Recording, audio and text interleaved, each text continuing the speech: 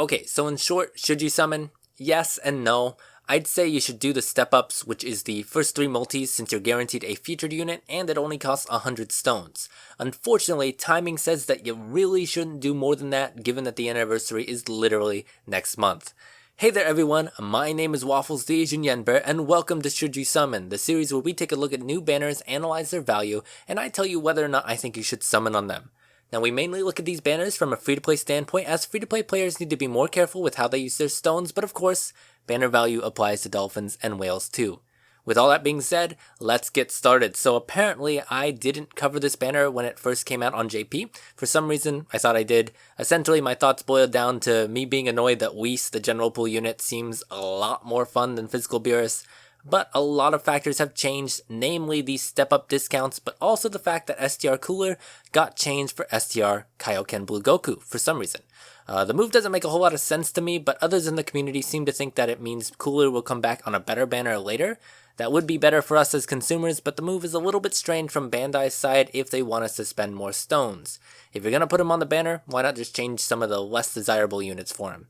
Anyways, before we talk about the timing and the discounts, let's quickly cover what the new Beerus and Whis do. If you already know, skip to the timestamp on your screen. So, Beerus has Ki plus 3, HP 130% and 170% to defense and attack for Realm of Gods, and his new category, Exploding Rage. Exploding Rage is a little bit of a limited category, but it is by no means the worst category, especially compared to some of the newer ones that have been coming out on JP.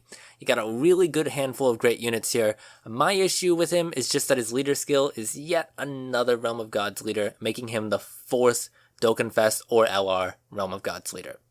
On his super attack, he stacks his attack and lowers enemy defense by 50%. His passive starts with 100% to defense and 150% attack when performing a super attack. He's kinda like STR Kefla like that.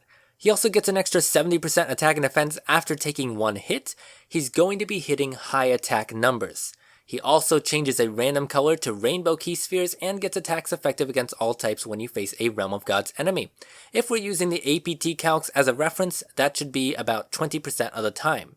Finally, he's got an active skill that activates from the 4th turn if you have 70% or less HP. Not a bad active skill condition. It raises his attack and defense by another 50%, makes his attacks effective against all types if your opponent is not a Realm of Gods leader, since you already had that before if they are, and he's guaranteed to hit his attack, so no dodging. Overall, Beerus is not a bad unit, not even close. He is very strong. Even stronger now that Int Vados exists and gives him 60% support. That and this Whis giving him 50% support, the rotations are ridiculous. If his full passive is active and he uses his active skill, that is 380%. 380% to attack because of how it's calculated. Attack machine, go burr. Then we have Whis over here, who I would normally disregard because we don't really talk about the general pool SSRs since you're just going to get them eventually, but Whis is really good. His super lowers attack and defense and seals super attacks. He gets a 70% chance to evade and gets an extra 50% defense for every hit he evades that turn. He also gives all his allies 50% support if there's a Beerus attacking that same turn. Honestly, he sounds really fun and he's also incredibly good for Super Battle Road. Other than that, you've got STR Kaioken Blue Goku, who greatly stacks his attack on super, so that's going to be a faster boost than other stacking units. You got Namek Goku, who stacks defense once he transforms, and he leads the amazing Super Saiyan category. Physical Transforming Vegeta, who is a great Pure Saiyan's leader and also has a super class sub-skill, which makes him great for new players. AGL Kaioken Blue Goku, who is actually a 120% lead to all AGL types once you Easy A him. He also greatly stacks his attack, but you lose 5% of your health each time.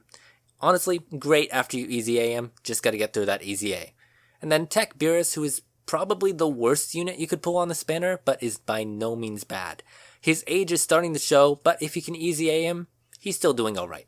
He's a redstone unit though, so you can get him for free during the big celebrations. So ultimately, this banner is good. The main thing that holds it back is the timing. We literally have the anniversary about a month from this banner dropping, and the anniversary banners are just better. They come with better discounts, probably with tickets. They've got 3 Dokkan Fest LRs each. If you're comparing unit to unit, the anniversary banners win. But we can thank our stars that we actually got a pretty good discount with the step-ups. It goes 25 stones for 5 units with a guaranteed SSR, 30 stones for 7 units with a guaranteed SSR, and 45 stones for a full 10 unit multi with a guaranteed featured SSR. So yeah, getting a guaranteed SSR, that can be pretty nice, but it's really easy to get a garbage unit there.